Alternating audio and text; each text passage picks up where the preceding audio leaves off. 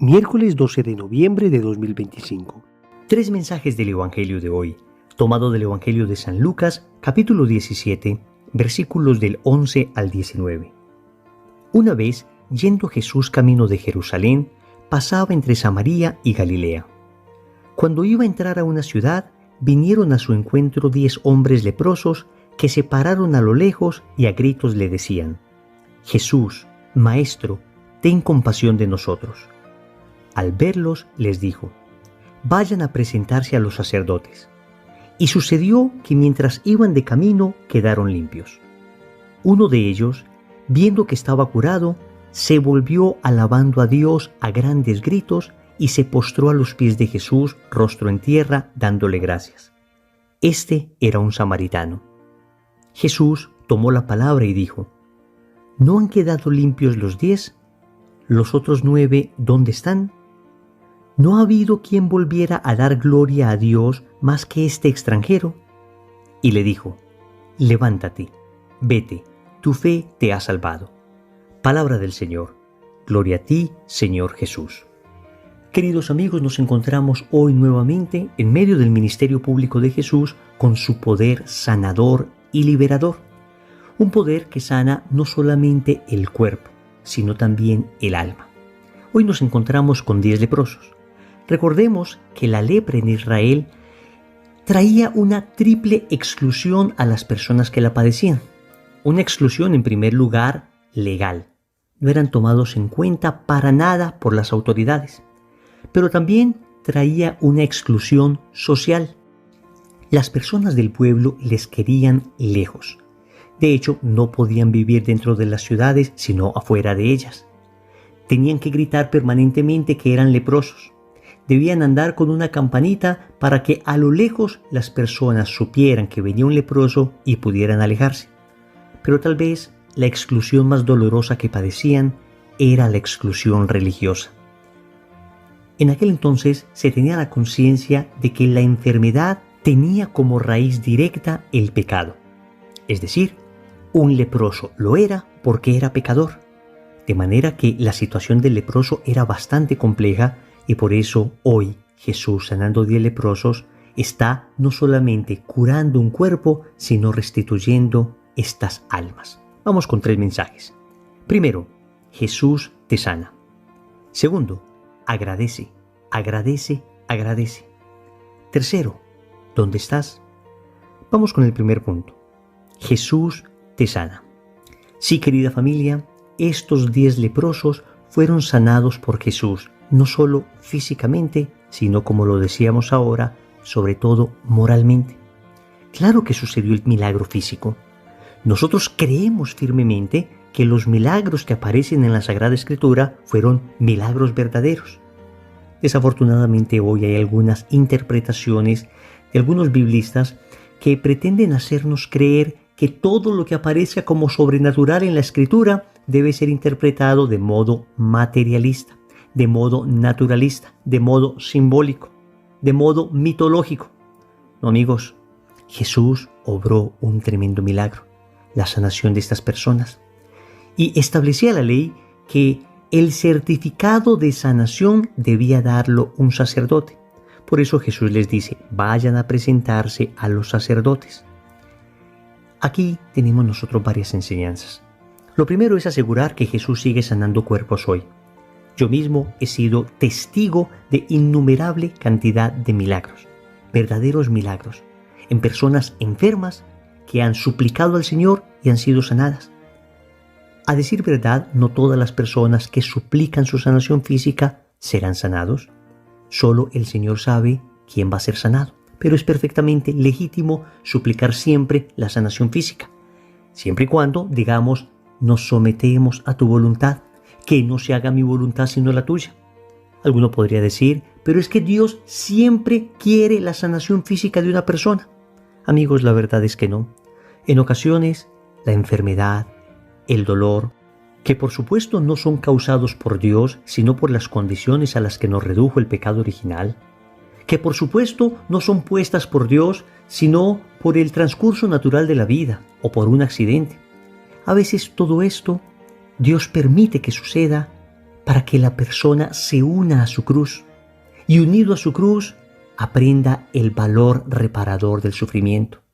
Unido a Cristo, este sufrimiento trae salvación para sí y para otras personas. Este sufrimiento muchas veces ayuda a que familias completas que estaban separadas se unan.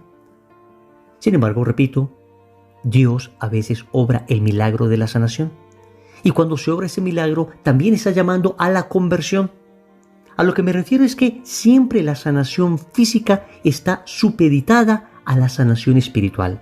Es decir, lo que busca el Señor a través de una sanación física es sobre todo una conversión interior. Porque pensémoslo con lógica. Finalmente, ese cuerpo que se sanó se volverá a enfermar, sufrirá un deterioro con el tiempo y morirá. Lo importante es que esa sanación haya traído conversión. Pero el Señor hoy nos sana fundamentalmente el alma y nos sana de la lepra más peligrosa que existe, el pecado. Porque si la lepra del cuerpo nos puede marginar de las personas, la lepra del pecado nos margina, nos aleja de Dios. No porque Dios se quiera alejar del pecador, sino porque el pecador voluntariamente se aleja de Dios. Por eso escuchemos las palabras que dice Jesús a estos leprosos. Vayan donde el sacerdote. La manera de sanar la lepra del pecado es esa. Ir donde el sacerdote a recibir el sacramento de la reconciliación. Obviamente Jesús a estos leprosos les hablaba del sacerdote judío. Todavía no se había instituido el sacerdocio ministerial, el sacerdocio cristiano.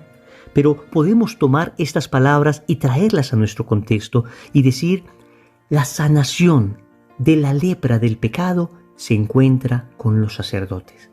Vamos donde los sacerdotes a recibir la sanación de esa lepra, el pecado. Segundo, agradece, agradece, agradece. Nos cuenta el Evangelio que un samaritano, un extranjero, regresó donde Jesús alabando a Dios a grandes gritos y se postró a sus pies, rostro en tierra, dándole gracias. Amigos, 9 judíos no dieron gracias. Solamente un extranjero volvió donde Jesús a dar gracias. Eso nos debe llamar a nosotros a una profunda reflexión, porque muchas veces nosotros, que se supone que estamos en el camino espiritual, que se supone que pertenecemos, entre comillas, al pueblo de Dios, como estos judíos, somos los que menos dan gracias. En cambio, conocemos personas que no vienen mucho por estos caminos, que todavía les falta mucha conversión, pero que no son personas malas, sino que no han tenido el regalo de Dios, de conocer a Dios como tú y yo lo hemos conocido, y sin embargo vemos esa actitud permanente de acción de gracias. Dice el texto que este samaritano daba grandes gritos, alabando a Dios y dando gracias. Y a veces los que seguimos el camino del Señor damos grandes gritos, pero quejándonos. Todo el día somos quejándonos. Todo el día poniendo problema. Todo el día mirando el punto negro en la hoja blanca. Todo el día viendo el vaso medio vacío en vez de ver el vaso medio lleno. Es decir, en ocasiones las personas de afuera, los que todavía no han experimentado esa profunda conversión, nos dan un mayor testimonio de agradecimiento, nos dan un mayor testimonio de optimismo, nos dan un mayor testimonio de alegría. Los cristianos muchas veces no sabemos agradecer adecuadamente. A veces estamos demasiado enfocados en lo malo. Nos cuesta dificultad reconocer el bien, nos cuesta dificultad reconocer la bondad. Y esto, repito, es un llamado para todos nosotros. Hablo, por supuesto, de un optimismo realista. Claro que nos encontramos en una crisis bastante complicada, a nivel mundial, a nivel económico, a nivel social, a nivel eclesial. Pero esto no nos puede arrebatar del corazón el agradecimiento, el optimismo que nos hace tener certeza de que todo está bajo control porque la esperanza cristiana no nos defraudará. De manera que acostumbrémonos a agradecer más. Nos levantamos por la mañana y agradecemos el nuevo día. Agradezcamos que podemos ver, caminar, hablar. Agradezcamos nuestra familia. Agradezcamos que podemos comer. Agradezcamos el trabajo que tenemos. Agradezcamos cada cosa que vaya aconteciendo en el día y vamos enseñando también a nuestra familia a agradecer. Amigos, un corazón bendecido debe ser necesariamente un corazón agradecido. Tercero, ¿dónde estás? Jesús le dice al leproso, ¿los otros 9 dónde están? Este samaritano había regresado a dar gloria a Dios. Y Jesús pregunta, ¿dónde están los otros 9? Y la pregunta que nos puede hacer el Señor hoy, ¿dónde estás? Fue la pregunta que hizo Dios a Adán. En el libro del Génesis, en el capítulo 3, versículo 9, dice, Yahvé Dios llamó al hombre y le dijo, ¿dónde estás? Justo después del pecado, ¿dónde estás? Y puede que nosotros estemos en este momento en el mundo. Si estamos en el mundo, estamos perdidos. Perdidos en el pecado, perdidos en el sinsentido de la vida, perdidos en el libertinaje, perdidos lejos de Dios. O puede que nos encontremos en nosotros mismos, demasiado centrados en nosotros. Si estamos así, entonces andamos preocupados. Preocupados por todo. Preocupados por el dinero. Preocupados por la salud. Preocupados por lo que sucederá. Preocupados por lo que sucedió. Claro que debemos estar en el mundo y claro que debemos estar algo en nosotros mismos.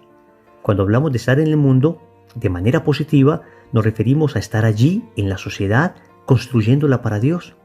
Cuando hablamos de manera positiva, de estar en nosotros mismos, nos referimos a introspectar, a reflexionar, a ser capaces de interiorizar. Pero esto se logra solo si estamos en Dios. Para estar adecuadamente en el mundo y en nosotros mismos, debemos primero estar en el corazón de Dios. Y allí vamos a ser sanados. Sin Dios, si estamos en el mundo, estamos perdidos. Sin Dios, si estamos en nosotros mismos, estaremos preocupados.